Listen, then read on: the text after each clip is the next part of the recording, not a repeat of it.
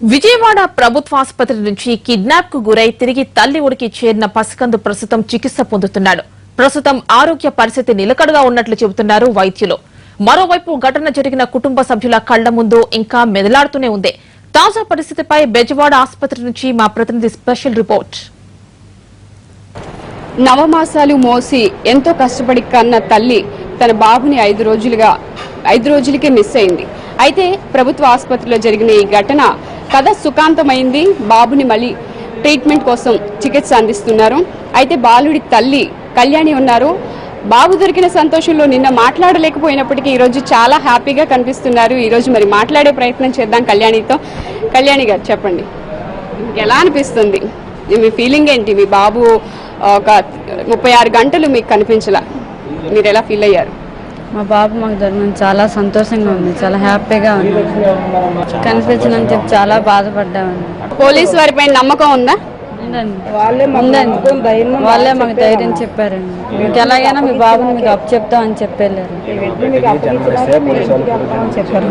ఏం చెప్పారండి? పోలీస్ సిబ్బంది వాళ్ళందరూ మీ బిడ్డను మీకు అప్పు చెప్పిన తర్వాత మేము వెళ్తామా, మీరు నమ్మకం కోల్పోవద్దు, దయచేసి సైలెంట్గా మీ జాగ్రత్తలో మీరు ఉండండి, మేము మీ బాబుని మీకు అప్పు చెప్పిన తర్వాత మేము వెళ్తామన్నారు. అన్న మాట ప్రకారమే పోలీస్ సిబ్బంది వారు అందరికీ మా నమస్కారాలు. మీడియా వాళ్ళు అలాగే సాయం చేశారు, అందరికీ మా నమస్కారాలమ్మ. మా బిడ్డను మాకు అప్పు చెప్పిన తర్వాత వాళ్ళు వెళ్ళారు. ఇప్పుడు కూడా ఇంకా చాలా వాళ్ళ డ్యూటీ చాలా కండిషన్గా చేస్తున్నారమ్మా. పోలీస్ సిబ్బంది అందరూ కూడా మాకు చాలా వాళ్ళే హెల్ప్ చేశారమ్మా. వాళ్ళు కానీ మీడియా వాళ్ళు కానీ పెద్దలు మా దగ్గరికి వచ్చి మమ్మల్ని పరామర్శించిన పెద్దలు అందరికీ కూడా మా నమస్కారాలమ్మా. మీరు చెప్పండి సార్, మీ బాబు మీకు దక్కుతాడు అనుకున్నారా మీరు?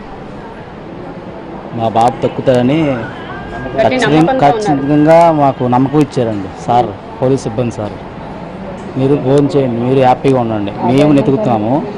వాళ్ళ ఆహారాలు కూడా మానేసి, నిద్ర మానేసి వెతికిపెట్టారండి. వాళ్ళందరికీ మాకు నమస్కారం అండి.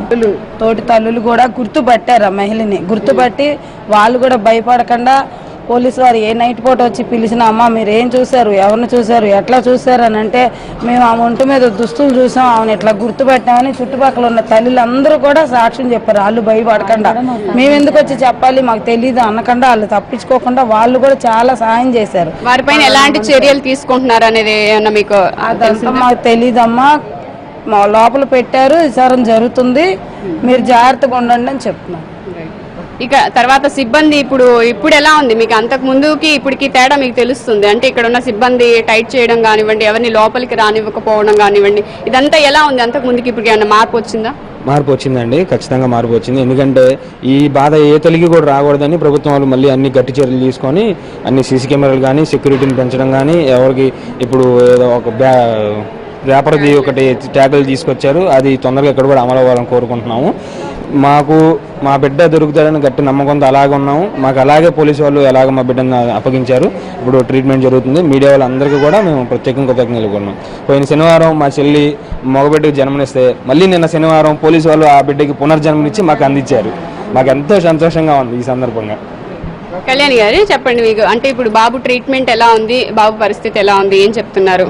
బాబు బాగానే ఉందన్నారు, బాగానే చూస్తున్నారు, ట్రీట్మెంట్ అంతా బాగానే చూస్తున్నారు. తగ్గిన తర్వాత పంపిస్తా అన్నారు. ఎన్ని రోజులు పడుతుందని అన్న చెప్పారా? ఇన్ని రోజులు నాకైతే ఏం చెప్పలేదు.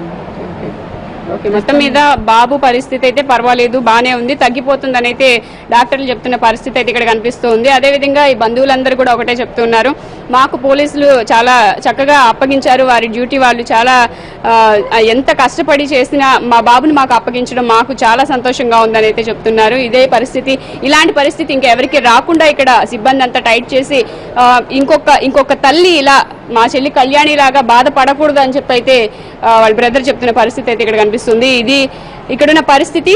కెమెరామెన్ లింగారెడ్డితో స్వప్న, ఎన్టీవీ, విజయవాడ.